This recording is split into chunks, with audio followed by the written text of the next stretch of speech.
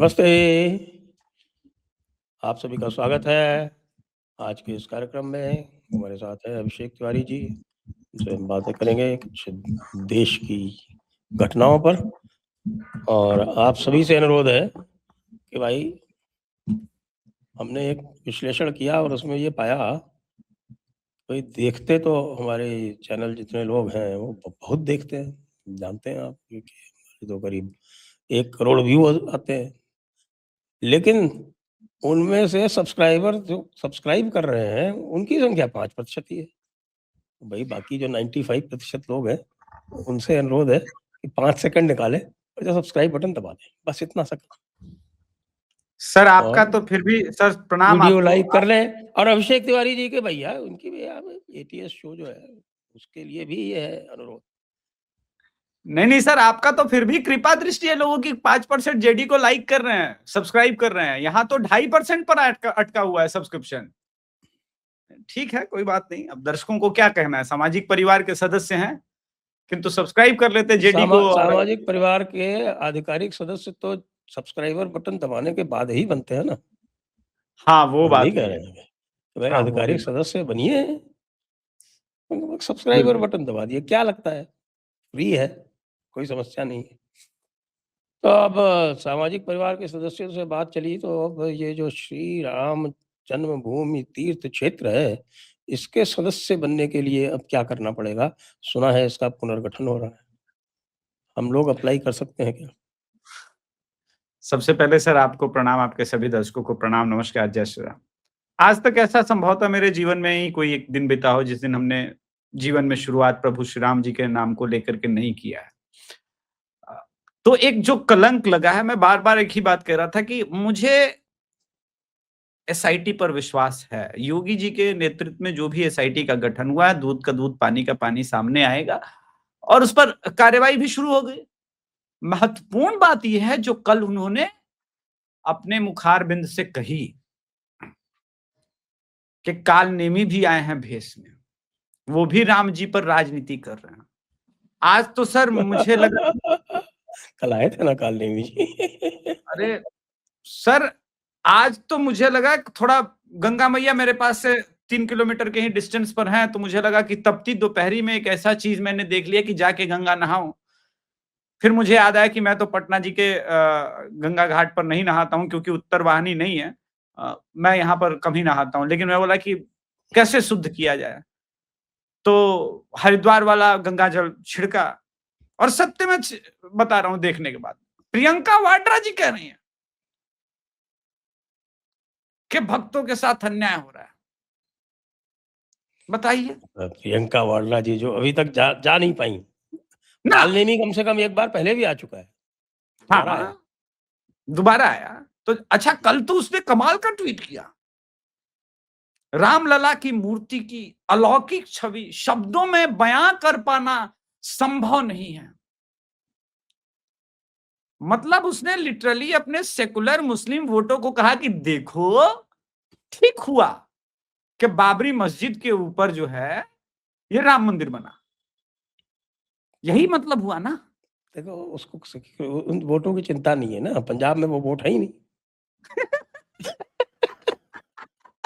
ये आप सही बोले गुरुजी। कि अगला उसे चुनाव पंजाब का है, वहाँ वो वोट है नहीं।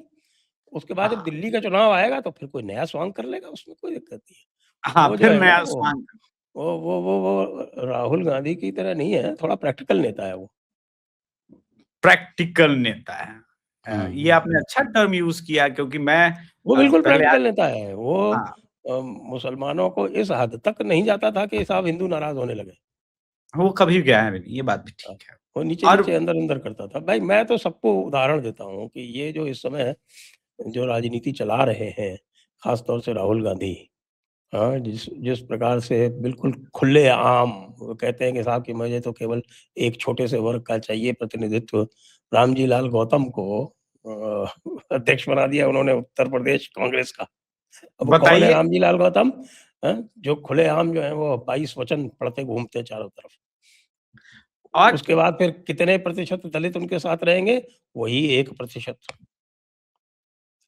अधिक से अधिक, यदि रहेंगे ज्यादा तो। होती ज्यादा बोल गया मैं?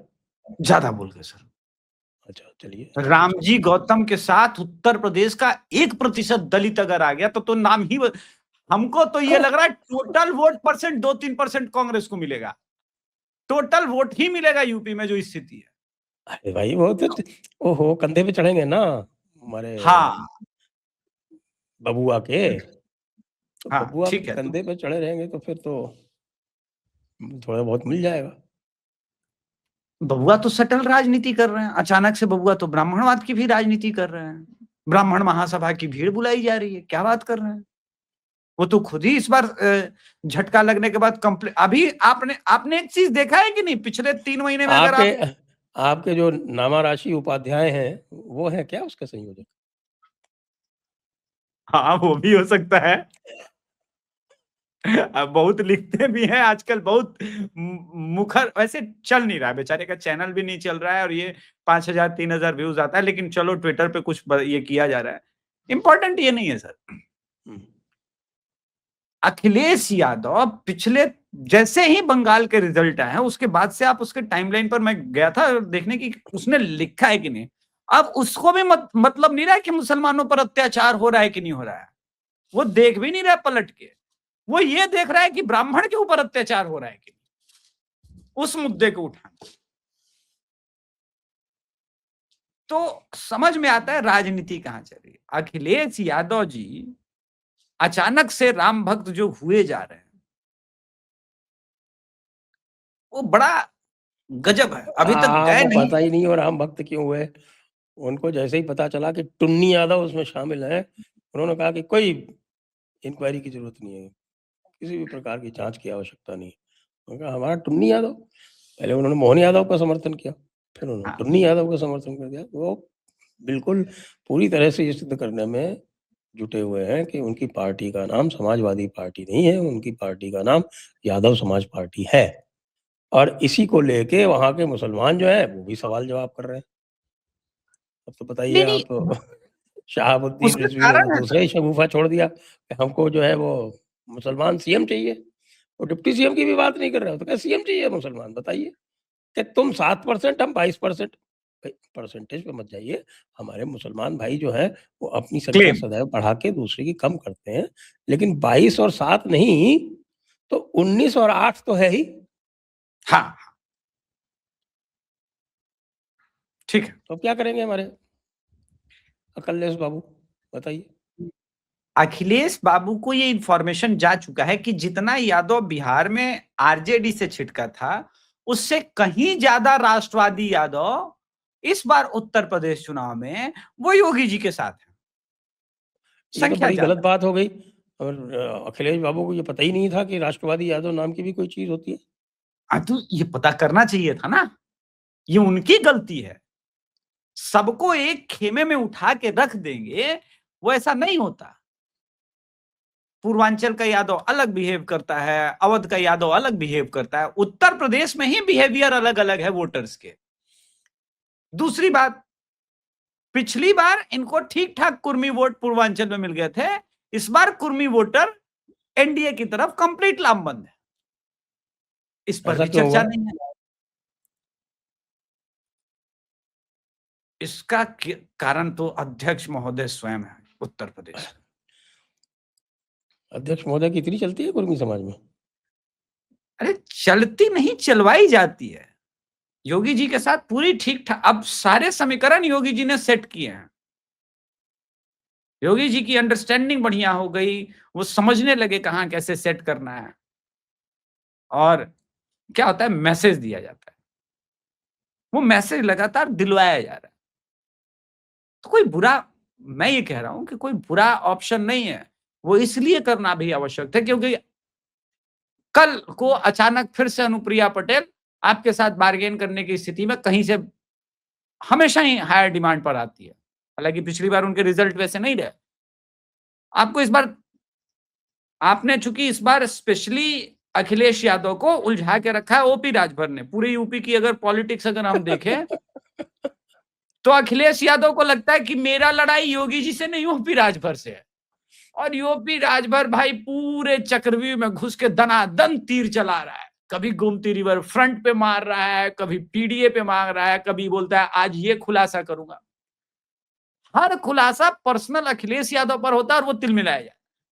मुझे लगता है कि योगी आदित्यनाथ जी ने बहुत अच्छी रणनीति इस बार उत्तर प्रदेश को लेकर के बिछा ली है।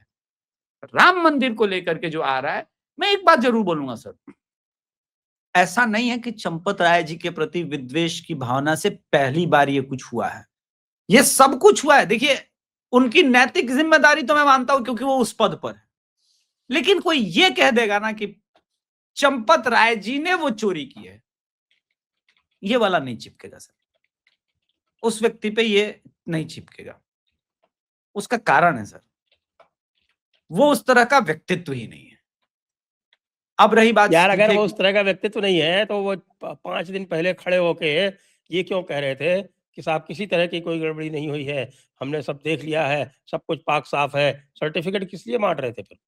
हाँ, ये जो है ना, नरेंद्र मोदी जी ने एक बात कही थी मनमोहन सिंह के लिए कि 1980 से लेकर के 2010 तक भारत की इकोनॉमिक्स और फाइनेंशियल चीजों में डायरेक्ट या इनडायरेक्ट मनमोहन सिंह जी का हस्तक्षेप रहा है, लेकिन रेनकोट पहन के नहाने की कला कोई इनसे सीखे। सदन में नरेंद्र मोदी जी का ये है। अब इस पूरे केस में नैतिक रिस्पॉन्सिबिलिटी उनकी इसलिए बनती है क्योंकि उन तक अप्रोच किया होगा कि मालिक जो कहा जा रहा है हमरे विरुद्ध एकदम झूठ है, अब आप ही बचाइए। मालिक कर लिए कि हाँ, हो सकता है भाई हमरा चेला फंसाया जा रहा हो, ये उनकी रिस्पॉन्सिबिलिटी जरूर है। मैंने अंदर तक, कल जब इस्तीफे की खबर चली थी सर, तब भी मैंने कहा कि रुकिए, क्योंकि कल मैंने और 2-3 जगह फोन लगाए थे तो मुझे पता चला कि अभी तक दिया नहीं है, लेकिन न्यूज चैनल्स ने चला दिया था और मैंने अपने चैनल पे ये लाइव बात बोली थी कि नहीं, अभी तक न्यूज चैनल ऐसा कंफर्म कर रहे हैं जो मेरे सोर्सेस अभी तक कंफर्म नहीं कर रहे हैं। तो ये सारा चीज अभी भी चल रहा है, नई कमेटी बनेगी, ये सब बनेगा। एक और चीज मुझे लगता है इस पूरे खेल का, एक और है कि भाई ये जो स्वतंत्र चीजें हैं इसके ऊपर एक गवर्नमेंट का चीज निगरानी बिठा दिया जाए, और ये बुरा होगा सर। मैं बार बार कहता हूं कि भाई सरकारी नियंत्रण से चीजों को तो और दूर रखना पड़ेगा, और वो नियंत्रण में लाने के लिए देखिएगा फाइनली निपेंद्र मिश्रा जी और कुछ लोग आके बैठ जाएंगे और कहेंगे कि अब ठीक है। तो मैं बस इतना कह रहा हूं कि मुझे सिर्फ योगी आदित्यनाथ जी के नृपेंद्र मिश्रा जी इतने दिनों से वहां जा रहे थे, उनको कोई हवा नहीं लगी? यही बात है ना कि अब अगर वही फिर से मान लीजिए वो ऊपर बिठा भी दिए गए उनकी निगरानी में फिर से, तो भैया आप ही के पहले भी तो आने जाने में सब कुछ हो भी रहा था। आपने पूछा कि भैया यहां सीसीटीवी कैमरे क्यों नहीं लगे, वहां सीसीटीवी कैमरे क्यों नहीं लगे, ये पूछना था ना, वो उनका दायित्व नहीं था। मुझे लग रहा है कि सर एक जो टारगेट है ना वो सिर्फ वही है, जबकि उसके पीछे बहुत सारे लोग हैं। इसलिए योगी आदित्यनाथ महाराज जी का मैं वेट कर रहा हूं। उन्होंने कल बात कही है कि हर एक दोषी को दंड मिलेगा। जब योगी जी ने बात उन्होंने ये कह भी दी, कहा कि वो चाहे कितना ही बड़ा क्यों न हो। हाँ, उन्होंने ये भी कहा मेरे चाहे पास ये भी समाचार है कि चंपत राय जी को बचाने की भरसक कोशिश की गई है, भरसक प्रयत्न किया गया है। चंपत राय जी ने फोन लगाने में, सिफारिश कराने में कोई कसर नहीं छोड़ी है, और चंपत राय जी कितना उनका प्रभाव है, कितनी उनकी पहुंच है, वो करने की बात नहीं है। हालांकि हमारे बहुत सारे लोग कह रहे हैं चंपत राय जी का व्यक्तित्व देखें, चंपत राय जी का त्याग देखें, और हमारे अपने लोग जो हैं वो देखिए अपनों की ही जड़ उखाड़ने लगते हैं, मुसलमानों से सीखिए, वो अपने लोगों को बचाते हैं। अरे भाई साहब, मुसलमान ही बनना है क्या? क्या कहना चाहते हैं लोग? देखिए लोगों का मैं लोगों के ऊपर नहीं जाता, मैं इतना सिर्फ कहना चाह रहा हूं कि सर इस पूरे प्रकरण पे मुझे सिर्फ एक आदमी पे विश्वास है, वो महंत योगी आदित्यनाथ महाराज। वो कार्रवाई करेंगे, उनके ताप से कोई नहीं बच सकता, सब कुछ सामने आएगा। वो स्वयं बहुत बड़े राम भक्त। मैं जो भी कहूंगा योगी आदित्यनाथ जी जब कार्रवाई कर देंगे उसके बाद ही कहूंगा। मेरा विश्वास योगी जी पर अटल है और प्रबल है, और उन्होंने कह दिया एक बार कि कोई नहीं बचेगा, तो मैं मान के चलता हूं। मेरे लिए चैप्टर यहां पे क्लोज है।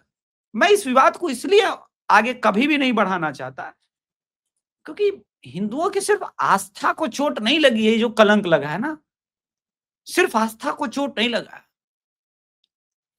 इन बदमाशों के कारण, इन दुष्टों के कारण हमारे 500 वर्षों का, एक बात बताइएगा सर, ये 500 वर्षों का संघर्ष है। पहले संघ था, इसमें नहीं था, बजरंग दल था, नहीं था, हिंदू महासभा था, नहीं था। वो सतत प्रक्रिया है। जो भी अयोध्या में हिंदू जन्मा अपने आने वाली पीढ़ी को बोल के गया, बेटा यहां पर मंदिर था, लड़ाई लड़ना है। हिंदुओं की लड़ाई रही है, इसको पार्टी और इस पे मैं ले जाने ही नहीं दूंगा। उन बलिदानियों के, असंख्य बलिदानियों का रिजल्ट ये आया है। तो वामपंथी और जो इस्लामिस्ट लगातार इल्जाम लगाते रहे, वो कलंकित हुआ है। मैं वहां नहीं ले जाना चाहता। तो इस पे तो भाई फिर तो लोगों को ये चाहिए कि कल को चंपत लाए ही जो है उनकी भी एफआईआर हो जाती है, तो लोगों को हल्ला गुल्ला नहीं करना चाहिए कि हाय रे राम। अब देखिए, अब योगी जी कार्रवाई करेंगे तो फिर ये हल्ला गुल्ला क्यों? आप फिर वही बात, मैंने कहा मुझे योगी जी पर विश्वास है। अगर योगी जी न्याय करेंगे तो XYZ, अभिषेक तिवारी हो, संजय दीक्षित सर हो, किसी का भी नाम आता है, तो ये मान के चलिए कि योगी जी न्याय कर रहे हैं। उन्होंने संसद भवन में रखा हुआ सिंगोल उधार ले लिया है, बोला अभी राजदंड काम करेगा यहाँ पे। वैसे भी वहां पे पड़ा ही हुआ है संसद भवन में, कुछ दिन के लिए उधार ले रहे हैं। तो किसी का भी नाम आएगा, हाय तौबा नहीं करूंगा, मैं तो योगी जी के साथ था और योगी जी के साथ हूं। मेरा तो बहुत सिंपल चीज है, मुझे उनके न्याय पे विश्वास है। वो जो न्याय करेंगे ठीक करेंगे, वो किसी के साथ अन्याय नहीं करते। जो बिहार में हुआ वैसा आज तक यूपी में नहीं हुआ है, इस बात को भी मैं मानता हूं जी। हाँ, तो ये तो है साहब। और ये बताएं कि बाकी क्या चल रहा है उत्तर प्रदेश में? राम जी लाल गौतम आ गए हैं और वो जो है वो सारे दलित ले आएंगे हाँ, राहुल गांधी जी की झोली में।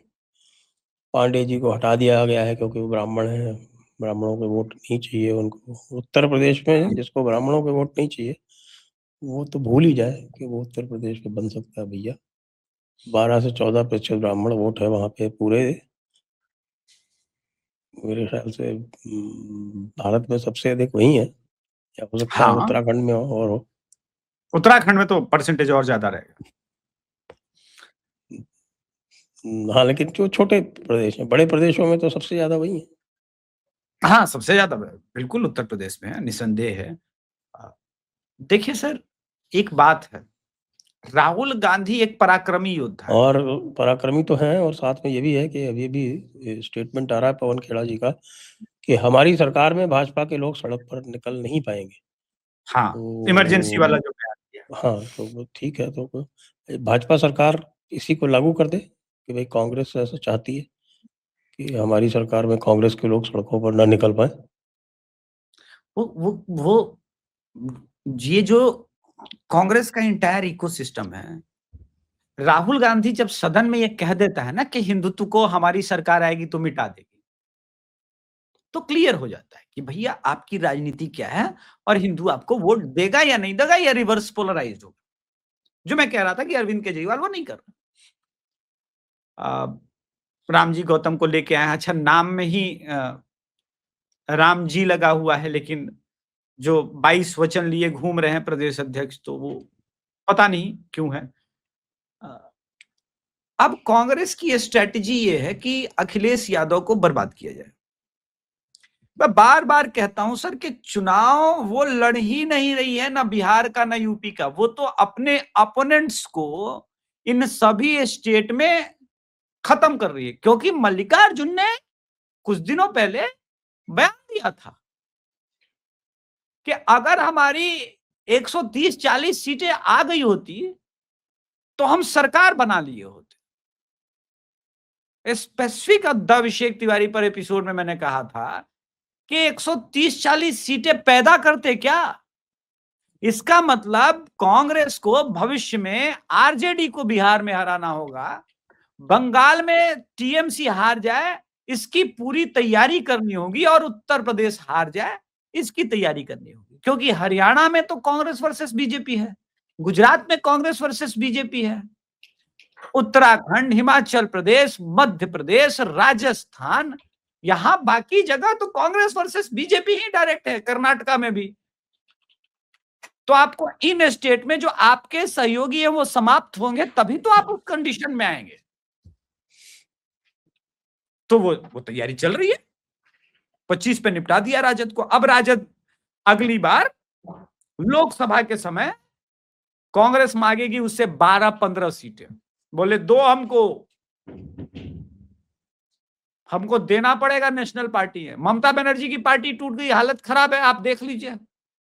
वो उनसे बार्गेन करने के टाइम में इस बार बंगाल में 15 सीटें मांगेगी। बोले दो हमको, ऐसे कैसे नहीं दोगे? यूपी में तो 30-35 भी मांग ले तो कोई आश्चर्य नहीं होगा। बोला हमारे सांसद ज्यादा। ऑल ओवर इंडिया के हिसाब से बोल रहा हूँ, यूपी में नहीं, क्योंकि हार जाएंगे तो उनके सांसदों को पश्चिम बंगाल में डिफेक्शन का कोई खतरा नहीं, कोई खतरा नहीं। एक ही सांसद है, एक ही सांसद है, तो कोई खतरा नहीं है। तो कांग्रेस जिस रास्ते पर चल रही है वो अपने सहयोगियों को पहले समाप्त करना चाहती है। हाथ खड़ा करके कहेगी कि India block, India block, India block.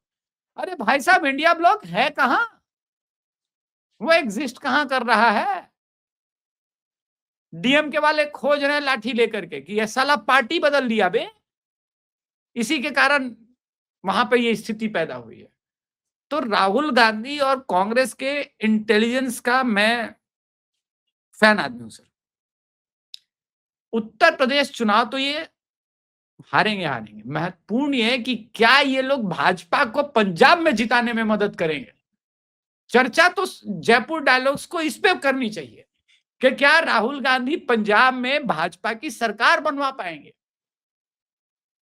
निश्चित बनवा देंगे। वो पूरा प्रयास करने में लगे हुए हैं। उसका कारण है सर, मैं आपके दर्शकों के साथ यूं ही साझा नहीं कर रहा हूं।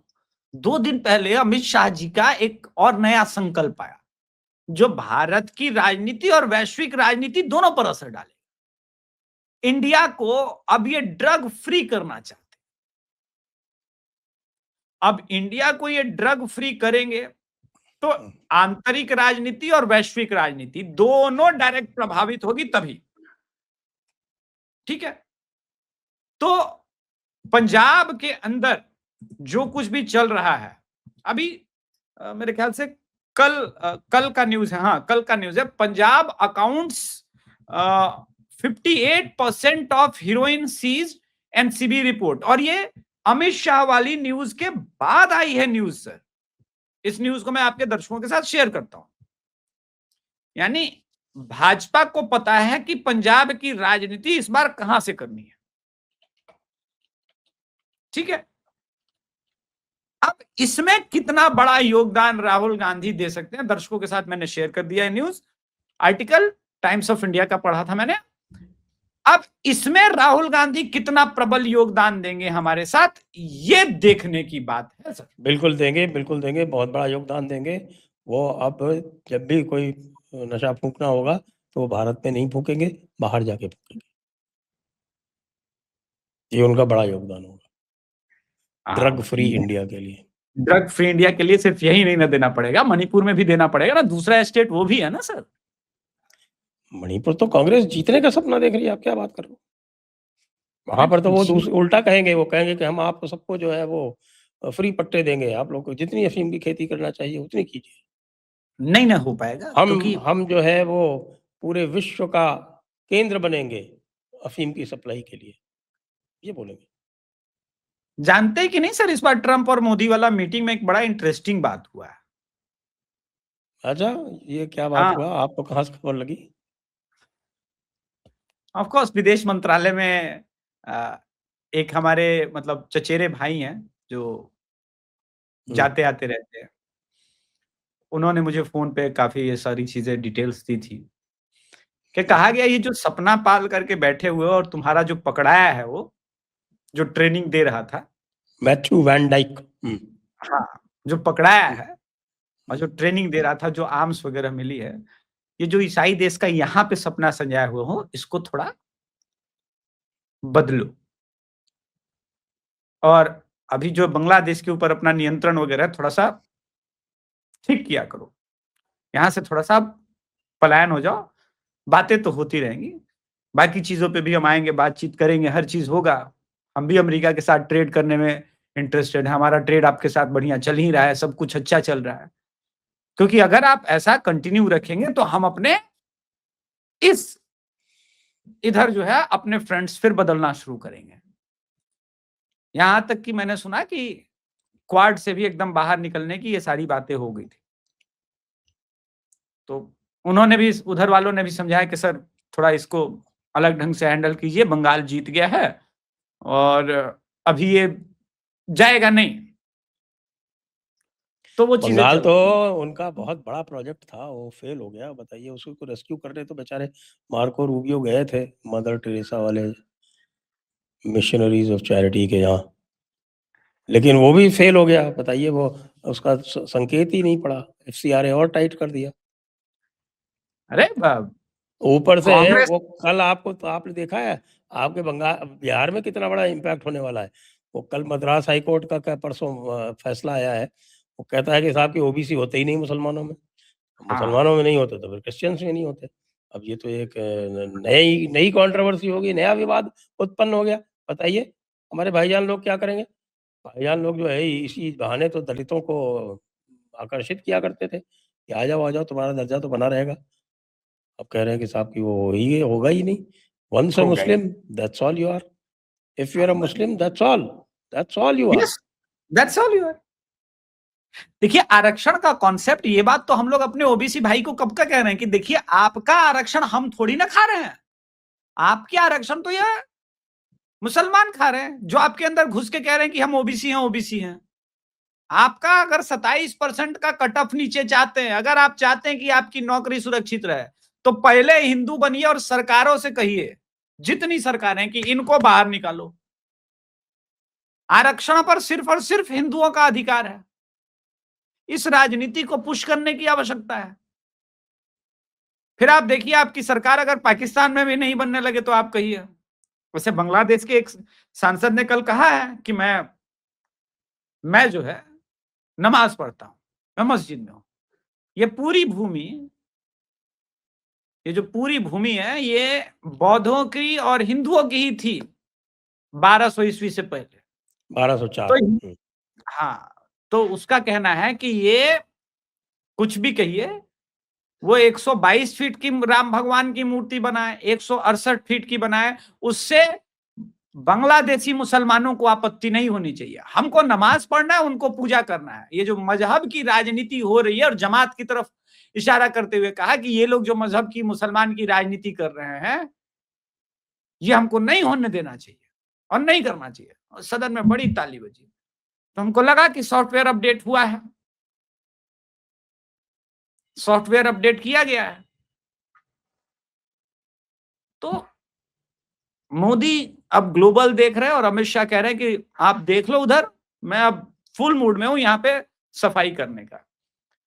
आने वाले समय में हम मोदी जी के ऊपर और एलिगेशन गंभीर होते हुए देखेंगे, क्योंकि वेणुगोपाल राव जी ने फिर से लिख के बोला है कि मालिक ये जो लास्ट नेल इन कॉफिन है, जो लोग ईमानदारी से एनजीओ चलाना चाहते हैं, जो भारत का सेवा करना चाहते हैं, वो नहीं ले पा रहे विदेश से जनता।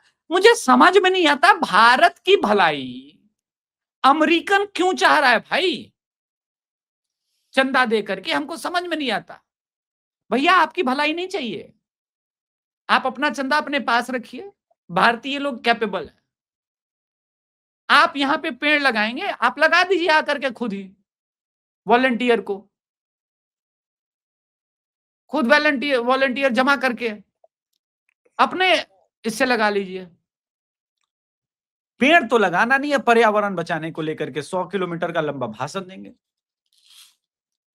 अभी एक सेमिनार में थे संजय सर, तो उनसे बड़े सारे लेफ्टिस्ट आए हुए थे, उनसे पूछा कि आप में से कितने लोग ग्रेटा थनबर्ग को जानते हैं? सबने हाथ उठाया। मैंने बोला ग्रेटा थनबर्ग ने जीवन में कितने पेड़ लगाए? कोई कुछ बात ही नहीं कर रहा है। मैंने बोला थेमैया ताई के बारे में सुने हैं? 4 किलोमीटर तक बरगद का पेड़ लगाई है। भारत सरकार ने उनको अवार्ड दिया इसके लिए, बरगद का पेड़ लगाई। आपको तो प्रॉब्लम होगा बरगद और पीपल से, क्योंकि बरगद जहां होगा तो हिंदू की पूजा होगी, जब हिंदू की पूजा होगी तो कैसे मिशनरी कन्वर्ट करेंगे। लेकिन बरगद की पूजा पेड़ इसीलिए वो लगाई क्योंकि वो 80% कार्बन को अपने अंदर खींच लेता है, पीपल 100%। यही 2 पेड़ है, तीसरा नीम का पेड़ है। कोई यूकेलिप्टस का पेड़ ऐसा काम नहीं करता। तो उससे यूकेलिप्टस तो पानी और खींच लेता है। तात्पर्य ये है कि सर मोदी जी के ऊपर अभी एलिगेशन आएंगे। कल मैं देख रहा था कॉकरोच जनता पार्टी वाले फिर से अपना हाथ चढ़ाए थे और चढ़ूनी भी आए थे। अरे पंजाब कॉकरोच जनता पार्टी की बात आपने अच्छी की, वो तो इस्लामी जमात में परिवर्तित हो गया, मैंने सुना।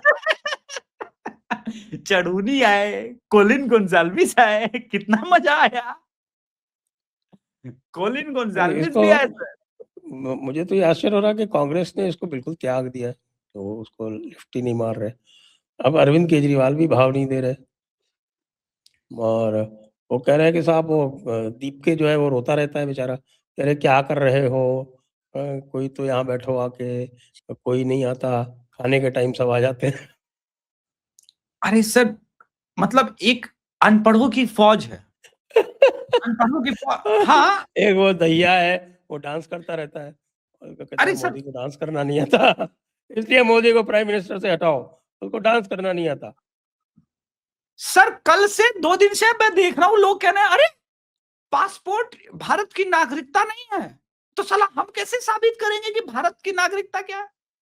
मैंने बोला तुम लोगों ने 6, 7, 8, 9th में मतलब क्लास गए नहीं थे, जब तुमको नागरिक शास्त्र पढ़ाया जा रहा था, टीचर जब पढ़ा रहे थे तो तुम लोग बंक कर गए थे क्या क्लासेस?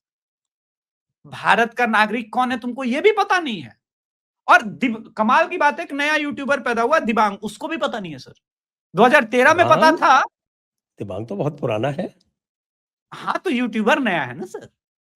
जेडी अच्छा, के यूट्यूब में तो बहुत से पुराने बड़े-बड़े जो खुर्राट हैं वो सब आ गए। आप बताइए, प्रभु चावला आ गए यूट्यूब पे, तो मेरे को रोज भेजते हैं अपने यूट्यूबर, फिर मैं देखता हूँ भाई कितनी चली, तो पता चला कोई 500 चलती, कोई 1000 चलती। हाँ तो नहीं सबको है सर, यूट्यूब पे सभी आए, अपनी इंडिपेंडेंट जर्नलिज्म का दौर है और ये हाँ, मैं पूरी मानता हूँ फुल डेमोक्रेसी है, फुल डेमोक्रेसी। फुल डेमोक्रेसी है। और यही 20 साल तक, कम से कम मुझे अगले 2 दशक तक ये पत्रकारिता नजर आती है, क्योंकि यहाँ पर डिबेट के नाम पर चप्पल फेंका-फेंकी, पानी फेंका-फेंकी, ये सब ड्रामा नहीं है।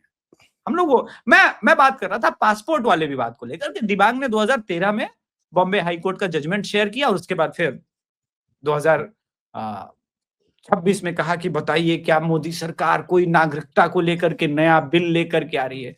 अरे अनपढ़ एक कोई कोचिंग सेंटर से निकला हुआ ज्ञानी है, वो भी कह रहा था बताइए अगर वो नहीं है तो क्या है। फिर संजय राउत ने मोदी के ऊपर छपाई हुई उस लड़की का टैटू वाला जो फोटो बाहर कर दिया। एक तो इनको ये भी पता नहीं कि आपके सिविल राइट्स क्या-क्या है। आप यूं ही किसी रैंडम लड़की का प्रोफाइल कॉपी करके फोटो नहीं डाल सकते, ये भी अपने आप में अपराध है। अब इनको बता देता हूं, ये लोग तो पढ़े लिखे हैं नहीं, जाहिल लोग हैं, जाहिल जमात। नागरिकता अधिनियम 1955 के अनुसार, दर्शकों आप लोग भी सुन लीजिएगा, 26 जनवरी 1950 से लेकर के 1 जुलाई 1987 तक जो लोग भारत में जन्मे हैं वो भारत के नागरिक। अब आप पूछेंगे कि ठीक है, हम तो 2004 में जन्मे हैं, तो आपके मम्मी पापा 1987 के पहले जन्मे। पहले समझिए, जन्म से है, स्थान से है, इसके प्रावधान है। 1955 में पूरा एक संविधान के अंदर उसका एक पूरा पेज, खाली लाल डायरी लेके घूमते रहते हैं साले पागल सब। और लाल डायरी उलट के पढ़ लो भाई, उसमें क्या लिखा हुआ है, क्यों नहीं पढ़ते? मैं 2 दिन से देख रहा हूं सोशल मीडिया पर ये प्रोपेगेंडा चल रहा है, इसको बस्ट करना बहुत आवश्यक था। पासपोर्ट कभी भी 1967 पासपोर्ट एक्ट भी है, कभी भी पासपोर्ट नागरिकता का प्रमाण पत्र नहीं था। आप इस पे सर चूंकि एक्सपर्ट रहे, आप इस पे ज्यादा कुछ अगर बोलना चाहें तो। ये तो स्पष्ट है। तो निवेदिता मेनन ने अपने ट्वीट में स्पष्ट कर दिया कि भाई अगर पासपोर्ट ही नागरिकता का प्रमाण होता तो सिटीजनशिप एक्ट में ही होता है। सिटीजनशिप एक्ट अलग है, पासपोर्ट एक्ट अलग है। सिंपल सी बात है। जिसको तो थोड़ी ये बहुत भी बात आप, समझ हो वो समझ जाएगा। नहीं तो आप ये बात अपने कांग्रेसी, मतलब आपके मित्र नहीं है लेकिन शत्रु को भी थोड़ा समझाते क्यों नहीं है? हमारे शत्रु थोड़ी हैं भाई, क्या बात करते हो? आप भूल गए सुनील शर्मा जी को? नहीं, सुनील शर्मा जी अच्छे, लेकिन अब उनका टिकट नहीं कटना चाहिए था, अच्छे व्यक्ति। मैं उनसे मिला हूँ, अच्छा व्यक्तित्व भी है। नहीं, राज उनकी समस्या ये है कि कांग्रेसियों में उनकी तरह के अब रहे नहीं है, तो उनको लोग अजीब तरह से देखते हैं कांग्रेसी का कि ये जो है ये प्रबुद्ध व्यक्ति कहाँ से आ गया हमारे बीच में। नहीं, 2 फेज है सर कांग्रेस का। कांग्रेस के हिंदुत्व और कांग्रेस के अंदर का जो भारतीयत्व है, इसको पीवी नरसिम्हा राव जी खत्म नहीं होने देना चाहते थे।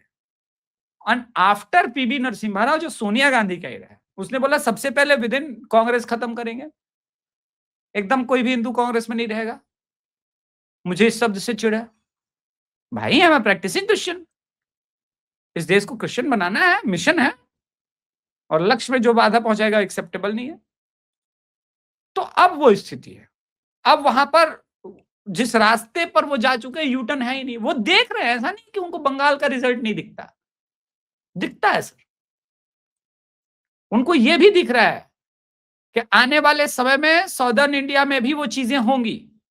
ऐसा हो ही नहीं सकता कि हिंदुत्व का जो इंपैक्ट आपको इस समय उरूज पर नॉर्दर्न इंडिया में दिख रहा है, या फिर महाराष्ट्र के साइड, कोंकण साइड चला जाए, गोवा साइड चला जाए। गोवा में तो वन ऑफ जिसको कहेंगे कि अब रियल में वो पीक तक आ रहा है, तो वो इंपैक्ट नहीं पहुंचेगा, वो पहुंचेगा। ये जरूर है, थोड़ा डिले जरूर हो सकता है। मानसून केरल से होते हुए बिहार तक पहुंचता है इस बार, और बंगाल की खाड़ी में जाकर के लिटरली फिर खत्म होने लगता है। अब इस बार जो है बंगाल की खाड़ी से हिंदुत्व उठ जो रहा है वो पूरे भारत में छा रहा है, और एकदम समानांतर रूप से एकदम बारिश होगी हिंदुत्व की। आप देखिए, अब जो बंगाल लीड करना चालू किया है ना, एकदम वेल ट्रीटमेंट है, निर्मोही। बंगाल की बात आपने अच्छी कर दी। बंगाल में तो भाई क्या क्या नहीं हो रहा है। और वहाँ यूसीसी भी आ रहा है, हाँ, वहाँ एंटी करप्शन लॉ में वो जप्ती और नीलामी का भी प्रावधान आ रहा है। और तो और जो मैं बहुत दिनों से चिल्ला रहा हूँ, और हमारे जो है वो प्रवीर राय चौधरी जी को जानते हैं आप? मानुषेर भाषा वाले। जी जी जी हुँ? जी तो जी। उन्होंने शाहनूर और फारूक टाकी वाले, टाकी जानते हैं टाकी? हुँ? हाँ, टकी जाए। उनके खिलाफ एफआईआर करवा दी, वो दोनों गिरफ्तार हो गए। हाँ, और क्या चार्ज था? चार्ज ये था कि इन्होंने ज़बरदस्ती गन पॉइंट पे हमसे हमारा ये घर लिए, लिखवा लिया। हुँ? हाँ लिखवाया। आज देखो आप कि डीसी पॉल की जो वो है आपकी पोती है शायद, ग्रैंडडॉटर, उसने कहा कि साहब ये अतिन घोष थे या अतिन दास थे, कौन थे नाम, अतिन अतिन कुछ नाम है उनका, जो डिप्टी मेयर थे कोलकाता के, कि साहब उन्होंने हमारा घर जो है ज़बरदस्ती घुस के और गन पॉइंट पे हमसे कागजों पे दस्तखत करा के हमको बाहर फेंक दिया। उस पे एफआईआर हो गई, अब उस पे जो है वो उनका घर उनको वापस मिलेगा। तो मैं तो ये है, आप भी इसके ऊपर थोड़ा-सा 2-4 केसेस जो हैं उनको हाइलाइट करके इस पे प्रोग्राम कीजिए कि हमको जो है हिंदुओं के घर जो छीने गए हैं या जो सनातनियों के घर छीने गए हैं, बड़ी संख्या में छीने गए। 1-2 में नहीं, बड़ी हज़ारों, लाखों बहुत की संख्या में छीने गए भई। तो कहीं बॉर्डर के एरिया पे ये पूरा इन्फिल्ट्रेशन का रैकेट ही इसी तरह है कि पूरे बॉर्डर के एरिया पे जितने भी हिंदुओं के, खास तौर से ये 24 परगना, ये इच्छामती और ये जो आपके सोनाई रिवर के आस-पास का जो इलाका है, इसमें पूरा जो है ये आपके अब्दुल बारिक बिस्वास और शाहनूर और फारूक और शाहजहां, इन लोगों ने एक-एक ज़मीन कब्ज़े कर ली है, अरे सर, जिससे कि इन्फिल्ट्रेशन जो है वो आसानी से हो सके। और इसी तरह ये से वो ये कोलकाता में मालदा भी यही बात आ रही मुर्शिदाबाद है में भी सामने। पूरा हुआ है। ये मालदा मुर्शिदाबाद में भी खुल के हुआ है सर। देखिए, मालदा मुर्शिदाबाद में भी खुल के हुआ है, बिल्कुल सही बात है आपकी। बस खाली खुल के आपका हुआ, ये नौदिया में और जो 24 परगना में जो मथुआ इलाका है, वहाँ नहीं हो पाया। वहाँ नहीं हो पाया। ठीक है? अब अगले 5 साल रह जाती तो वो भी प्रोजेक्ट पूरा हो जाता, लेकिन हो नहीं पाया। एक और चीज़ हुआ सर, जिसको इतिहास में मिटा दिया गया डायरेक्ट एक्शन डे के बाद, गोपाल पाठा जी को। बताइए, उनके नाम पे सड़क इतना लिबरल रोए सर, लास्ट वीक की अरे घटना में तो साहब, बड़ा। उनका ना वो उस पे मेल्टडाउन हुआ। प्लस तो अब तो उन्होंने, जब वो ज़्यादा चिल्लाए तो उन्होंने कहा कार्तिक महाराज के नेतृत्व में रीनेमिंग कमेटी बना दी उन्होंने। कि अब दो भाई, अब सारे मुगल पठान नाम जाएँगे और विदेशी अब नाम जाएँगे। अब लो आओ। अब सारे मुगल पठान और विदेशी नाम जाएंगे। ये सिस्टमैटिक कर दिया। अब भारत के हिस्ट्री में सर, ये पहली बार कमिटी बना के सिस्टमैटिक ढंग से हो रहा है। इसीलिए मैं कहता हूं कि योगी जी के मॉडल को और हेमंता जी के मॉडल को जो कॉकटेल ढंग से अपने ब्रेन के हिसाब से एक अलग डायरेक्शन में जो चला रहे हैं, ये एक अलग मॉडल चल रहा है। अब हमें बंगाल मॉडल के बारे में स्पेसिफिक बात करनी चाहिए। बिल्कुल, बंगाल बिल्कुल, मॉडल इज बिल्कुल। Completely different model. बंगाल और मॉडल जो है वो, मैं तो ये कहूँगा कि साहब देखो, बहुत सारी चीज़ें योगी जी जो है वो अभी तक नहीं लाए। देखो, यूसीसी योगी जी अभी तक नहीं लाए। नहीं लाए। तो इन्होंने योगी जी वाली सारी चीज़ें ले ली। देखिए, इन्होंने अज़ान बंद करवा दी, इन्होंने सड़क हाँ। पे नमाज़ बंद करवा दी, रेड रोड पे योगा करा दिया, और उसके बाद जो है वो सुहरावर्दी का नाम बदल दिया। और कल हमने एक किया था, और हमने कई सारे नाम सुझाए हैं, नए नाम जो लाने हैं, और वो पुराना नाम है मुर्शिदाबाद का कर्ण सुवर्णो। तो कर्ण सुवर्णो मुर्शिदाबाद। और जहाँ भी अली अली नाम है, जहाँ भी अलीपुर है वो हनुमान नगर होगा। जहाँ-जहाँ अली है, वहाँ-वहाँ हनुमान जी का नाम आएगा। तो वो तो सब होगा। सबसे जो परेशानी की बात ये है कि हमारा पूरा का पूरा जो इकोसिस्टम है, लेफ्ट इकोसिस्टम, पंचमक्कारी इकोसिस्टम, वो शुभेंदु का काउंटर नहीं ढूँढ पा रहा। क्या करें? जुल्म है भाई, जुल्म हो रहा है। एकदम जुल्म हो रहा है। ये नाम बता रहा था ना मैं, mayor, deputy mayor Atin Ghosh. Atin Ghosh. Atin Ghosh. जुल्म हो रहा है। अच्छा, काउंटर इसलिए मैं बड़ा, आप नहीं देखते, आपके पास तो टाइम होता नहीं है, मैं देखता रहता हूँ। एक फिल्म है, एक चैनल है, न्यूज लॉन्डिया लॉन्डी, sorry news laundry, news news laundry laundry है। यार, नाम मैंने उसका रखा था, न्यूज़ लॉन्ड्री। हाँ, तो वहां नहीं, मैं वहां पे एक लौंडा लौंडी दोनों आते हैं, तो दोनों सेकुलर होते हैं, बढ़िया चर्चा। तो उनका एक पुराना क्लिप मुझे याद आया कि जिसमें वो लोग बोल रहे थे कि सी दूसरे जगह पर हिंसा जो होती है तो वहां पे बुलेट चलता है या फिर तलवार वगैरह चलता है। बंगाल इज डिफरेंट, सीधा बॉम्ब चलता है और पूरा खेला शेष, भागने का स्कोप ही नहीं। तो बंगाल के हिंसा को बड़ा ये लोग लिटरली ग्लोरीफाई कर रहे थे। अभी जब से अंडा फेंकने वाला वो चल रहा है, ये कह रहे बताइए, Bengal was never such Bengal, intolerant.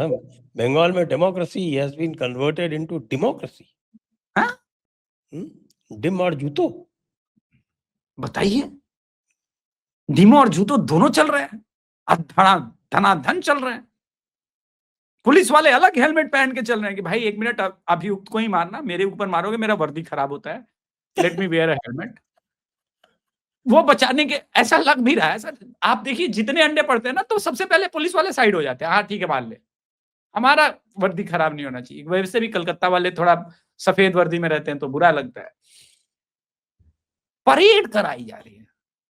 कई लोगों ने सिर्फ बात की कि जहांगीर खान का परेड कराया गया, नहीं नहीं, वो जो मैसेज है उसके पीछे के, उस मैसेज को बिहारी और बंगाली बेटर समझ सकता है कि देख, इससे तुम लोग डरते थे ना, हाथ जोड़ के चल रहा है, समझो अपने वोट की ताकत, अपने वोट की शक्ति समझो। और आप, ये दौर हमने देखा है बिहार।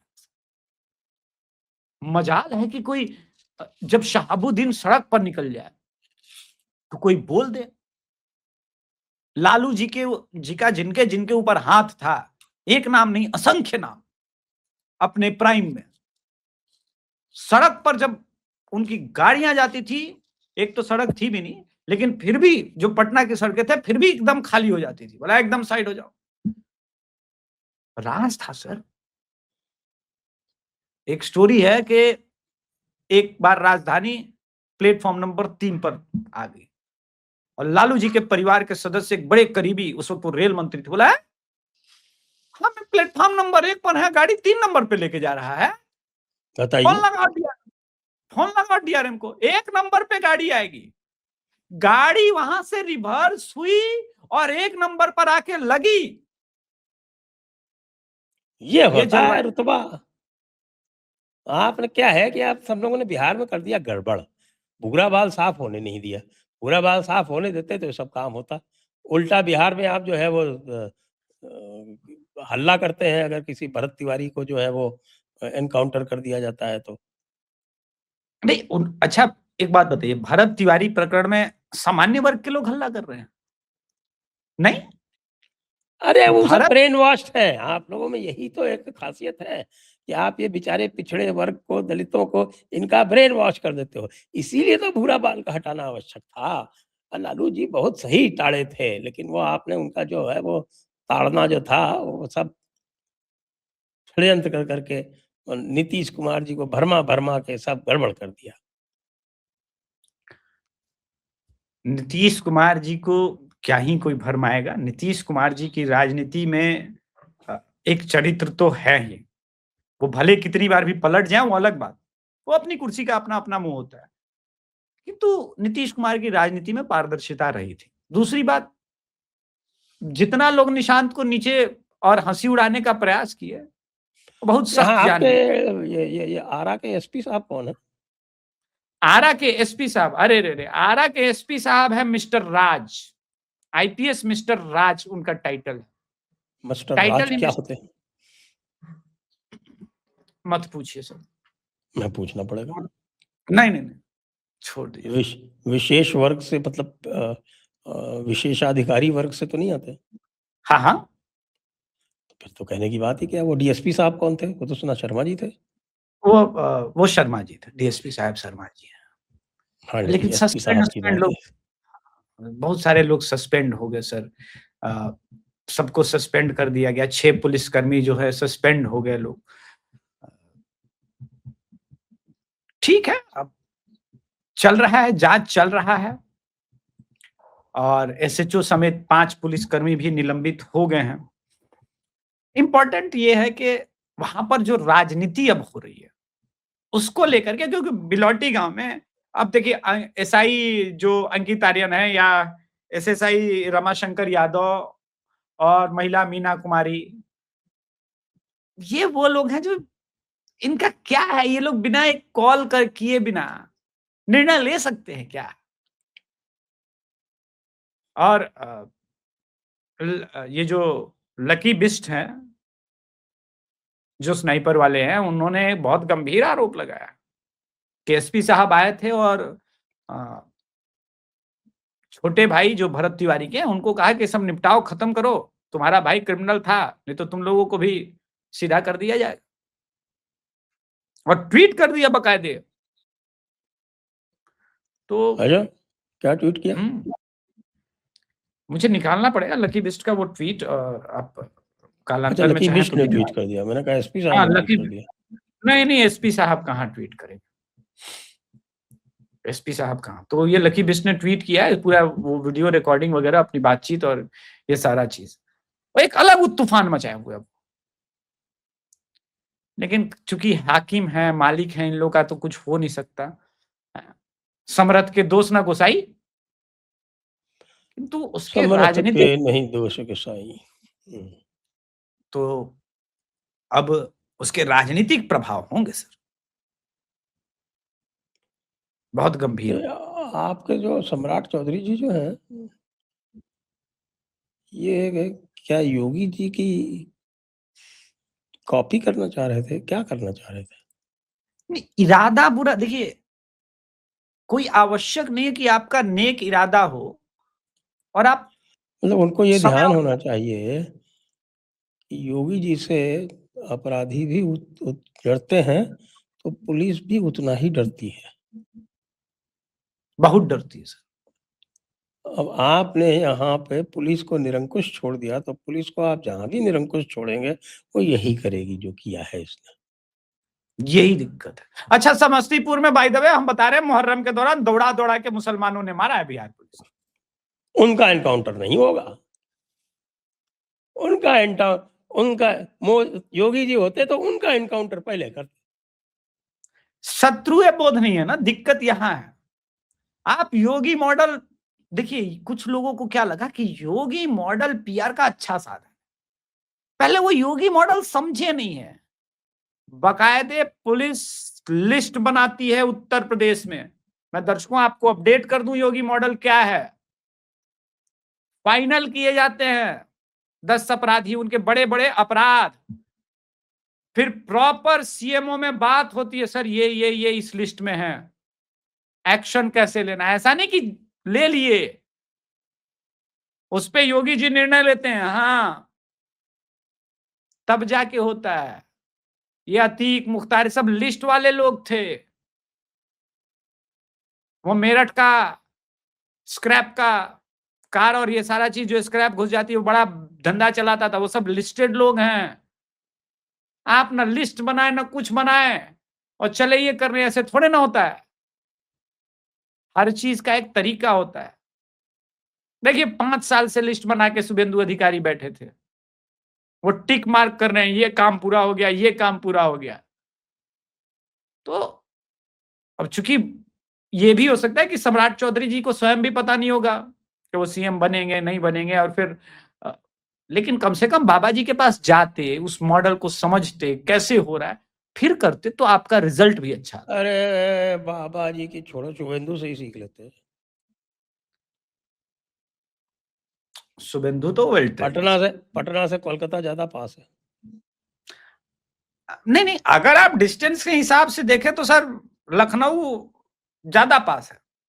और अब तो एक्सप्रेसवे भी है ना, पूर्वांचल एक्सप्रेसवे भी है ना, डायरेक्ट 3 घंटा।